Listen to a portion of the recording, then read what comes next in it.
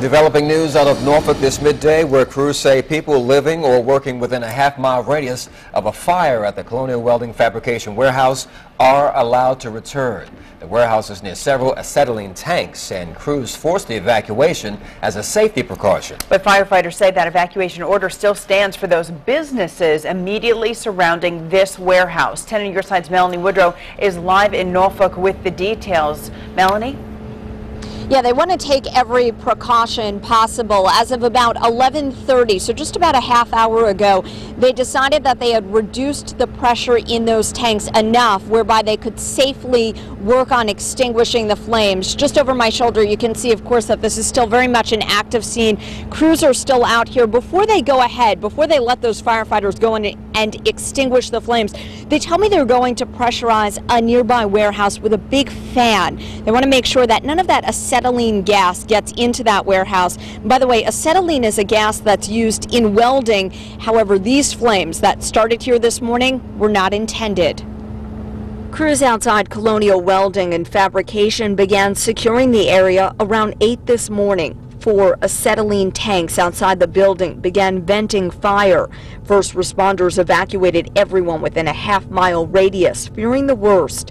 Allied Moving employees Robert DeVal and Martha Heiser had to leave a nearby warehouse. When I seen the flames and looked and seen the tanks, I knew it was, would be harmful for everybody because if it explodes, it's going to shoot off like a torpedo. Heiser said they quickly realized something was up. A lot of smoke coming out from our backside.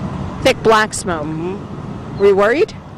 Oh, no, not really. It was just fascinating to see something going on first thing in the morning. We don't want the tanks to explode.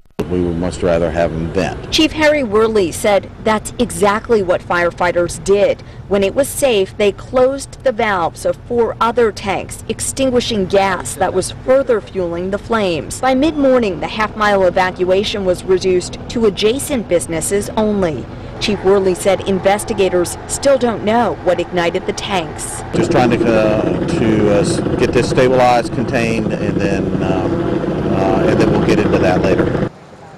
And back live now, you can see that the tide is passing by this area. HRT officials were given the thumbs up at about 11:30. They did wait about 10 or 15 minutes just to make sure that everything was safe. But again, light rail is now running, and that bus bridge that had been created to connect the points where light rail service had stopped is now no longer needed. Be sure to tune in tonight beginning on Wavy News 10 at 5 and on wavy.com for the very latest regarding the situation here this morning. Reporting live in Norfolk, Melanie Woodrow, 10 on your side.